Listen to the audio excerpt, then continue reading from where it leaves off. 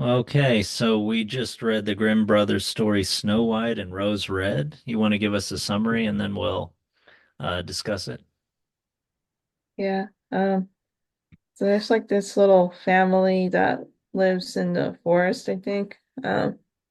And it's a mother with two daughters. And she has, and the daughters are named Snow White and Snow Red. Oh, Rose Red. Snow White, yeah, Rose Red. Oh, okay.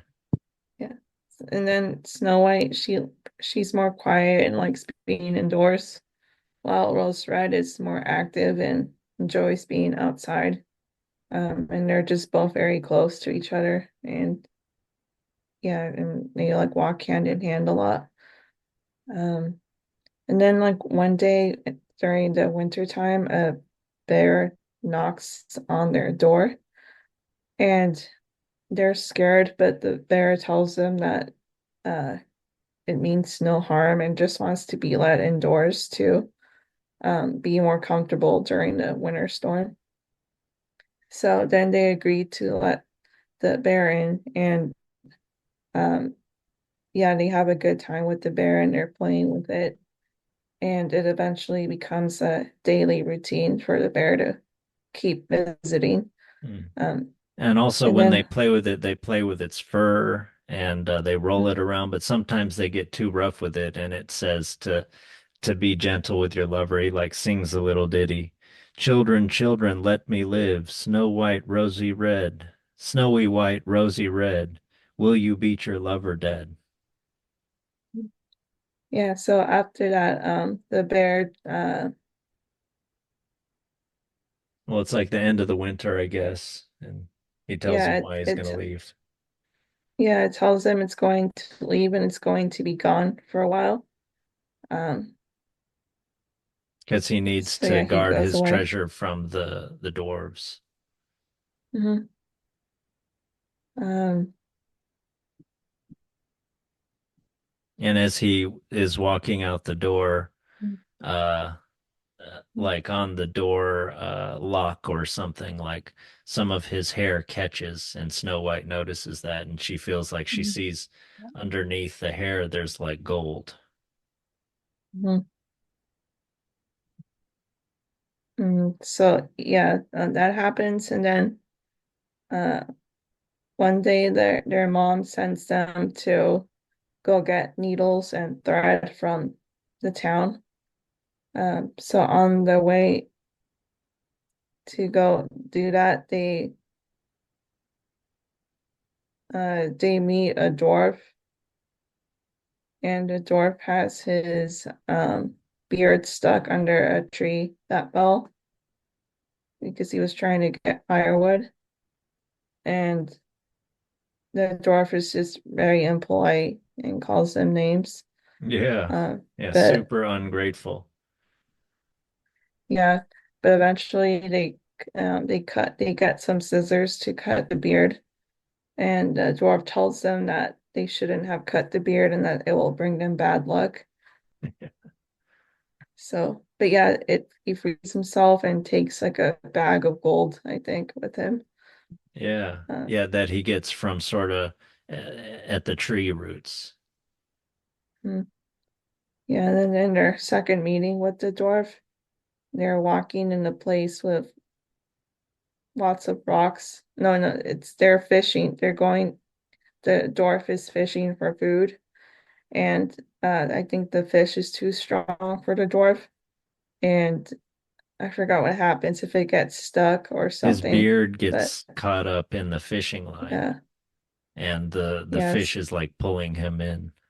hmm So they cut the beard again, and then the dwarf gets angry about them cutting the beard a second time. So, but and it walks away with like a bag of pearls. Yeah, And that he then got that, among the reeds and the rushes or mm, something. Again, he took it from like a low place. mm. Yeah, and then the third time they meet, they're walking in a place with lots of rocks, and there's like a bird flying overhead, and the bird lowers down and tries to capture the dwarf. So Mm. then the girls grab onto the dwarf's legs and they're kind of in a tug of war with the bird. and eventually the bird gives up. And then this time the dwarf is angry at them because during the struggle his coat got torn. Yeah. And he takes a bag of, I think it was diamonds or something with him this Yeah, time. yeah. I think it says precious gems of Hmm. Yeah, so um on and their then way back, the girls they try to maybe make up for the damage or something, but they go find a dwarf again in his cave. And I think they just happen upon him. Like he's a little bit away from his cave and he's taken out the mhm, stones to like a clearing, a like clean place and just kind of like counting them or something. mhm. Yeah, so they're surprised by the gems, and then the dwarf is unkind to them again. And this time, like the bear comes out from the forest, and they didn't recognize the bear at first, but then they realize it's the bear friend that had left months ago. And the dwarf tries to is scared of the bear and thinks he'll get eaten. So he offers the girls to the bear. Yeah. Um, but the bear just swipes at him with his paw and kills the dwarf. Yeah. Uh, and then the bear, Well, the girls are um, running away, have run away yeah, because they did not realize who the bear was. yeah. And then the bear tells them that it's their friend. So, and that he reveals himself to be a man that was under a curse by the dwarf to run around as a bear. But by killing the dwarf, he's free of that and he's back to being a human.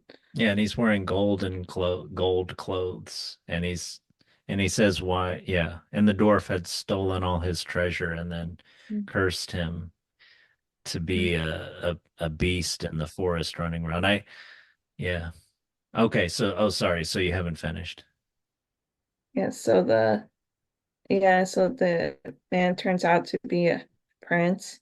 So in the end, he marries Snow White, and then Rose Red marries his brother, and the Mongols live to live with them happily ever after. And she takes the rose bushes they had outside their house. That was one with red roses and one with white roses. Yeah. Yeah.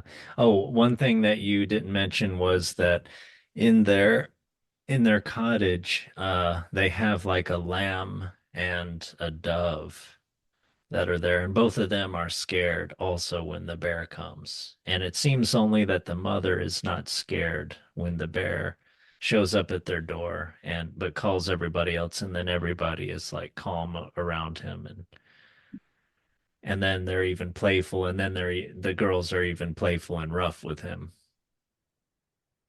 Yeah, what do you think about that story?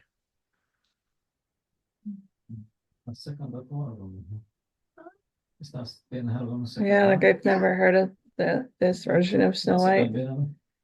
Yeah, me neither. I mean, in this one also, like the father isn't much of a presence in her life. In this one, there is no father mentioned ever. And there are dwarves, and there is a marriage at the end. But a lot of it's very, very different, you know. Like Yeah. she is not royalty at the beginning, she is at the end. Um, there is a lot of money involved, or riches or something like that. Is there riches in the first in the story that we know better? I mean, she is royalty, so there is that. But the riches, Yeah, mm, I don't recall. yeah. But either way, there is a usurper. I mean, in the first one, there's the evil stepmother who tries to usurp everything, basically, the kingdom and Snow White's, you know, right, sort of as a young, pure woman to sort of marry, reproduce, and whatever, natural right, you know. And in this one, the dwarf has uh usurped the prince's nature and his riches. And the usurper is also magical. Does magic does bad black magic. Is the wicked stepmother killed? No. In the other story, she Mm, is just banished. I mean, she is, yeah, she's destroyed. Her life is destroyed, but she's not actually mm, killed. In this one, it's funny that he's the dwarf is dispatched so almost um like dismissively. Like mm, in the story, it says like so. First, I'll read the end of his pleading with the bear and trying to show how, oh, I'm just a skinny, scrawny man. Like I wouldn't taste good, but these cherubic, chubby little girls would be much more delicious. You would not feel me between your teeth. Come, take these two wicked girls. They are tender morsels for you, fat as young quails. For mercy's sake, eat them. The bear took no heed of his words, but gave the wicked creature a single blow with his paw, and he did not move again. And that's the end for him. But it's just, yeah, it's almost dismissively like, dead. I'm mm, done with you. But yeah, I guess that's the thing. I mean, we have the opposites of like Snow White. Uh, she is humble, she's kind. She with her sister uh, uh, help this utterly ungrateful, mean-spirited person three times and with no expectation, and you know, so basically deserving, like a person who's really deserving. I mean, you and I have talked how Snow White is like a reflection of the Virgin Mary, maybe something like that, with her pure, that's sort of her snow white skin or whatever her name uh implies the purity of her soul, just like mm, the according to, I guess, the Roman Catholic Church, immaculately conceived Virgin Mary. But whether you believe that or not, I mean, she's like the image of pure motherly femininity in Western culture. And Snow White is that too. And Snow White is among jackals, being oppressed by a usurper, a greedy usurper, and but ends up coming out on the top, ends up with wealth and position and home and happiness, whereas the usurper ends up with nothing. Yeah. Any other thoughts about this? mm. No, I'm just wondering what the purpose of Rose Red was, or Right, what is she yeah. supposed to represent? Right, exactly. Yeah, And that's one difference with this story and the other one. White and red roses. I wonder if there's some specific historical thing or yeah, maybe something about some elemental thing like blood and spirit or something like that. yeah, like I was just thinking how like maybe Snow White, she's like the example of like femininity like inside the house and stuff, and Snow Rose Red, she's kind of like the naturey part of femininity, like being out of the outdoors, Mm. Yeah, things like more that. like an Athena or something like that, or a vixen, or I don't know. Yeah, she's Yeah. red, white, purity, red is maybe uh something more sensual. Anyway, Mm, she's wilder. She mm, likes being outside and yeah, red, the color of blood. You think of Little Red Riding Hood, who yeah. maybe there's some sorts of like sensual overtones in the wolf story. And Yeah, in this and story too, there is a ferocious beast, although it turns out not to be uh malicious in any way. Yeah. Yeah, and I thought like Rose Red seems more active with just the outside in general because she's the one that opens the door to the bear first Oh, or right, yeah. interacts with the bear. That's right. Yeah. Yeah. Although she runs away screaming from it too, I think. Yeah. And Rose Red is the first one who addresses the dwarf when they first see him. And he's also red. I mean, his eyes. He glared at the girls with his fiery red eyes and cried, "Why do you stand there?" And then Rose Red says, "What are you doing there, little man?" And then he calls her a stupid prying goose. How dare you address me? And I don't care if you save me. But yeah, it's like they're mirror images of each other. They both get married. They both have their, yeah, why the need for the two characters? It's almost like they're just personifications of different sides of the same character. It's like Mhm. the old woman has like one daughter, but just these are like two aspects of her or something. Even the trees grow side, or the rose bushes grow side by side. Or they're rose trees. Rose trees grow side by side, and yeah, and they get married to like the prince and his brother. It's like they're almost like the same person. They're almost like twins. Yeah, I don't know.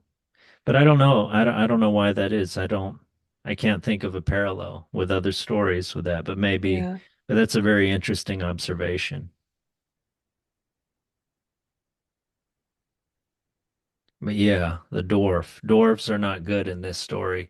In the other story, maybe the other story is more comprehensive in that she goes into the woods and she kind of tames the dwarves. I mean, because I think the dwarves are a little bit savage, right? They're sort of like woodsmen. They're sort of half savage, but she kind of domesticates them, and makes them have a home where they before they had a place to live, but it did not have the feminine touch and a woman's touch and all that stuff.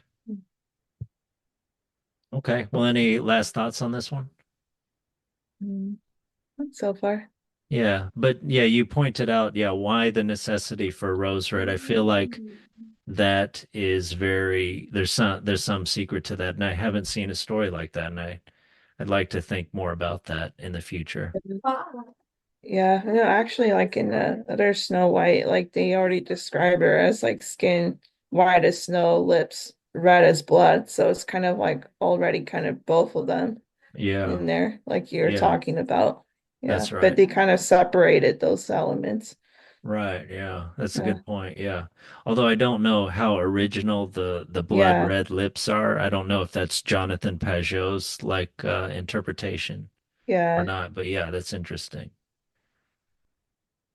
In also I might point out that in Snow White and the Seven Dwarfs, or the wicked witch or whatever, uh she is like kind of of marriageable age or close to marriageable age, whereas in this story, Snow White and Rose Red, I thought they were very young. Like they talked about them as like being very young, but then again, no, they actually marry the prince afterwards. So yeah, hopefully they're not like 7 years old.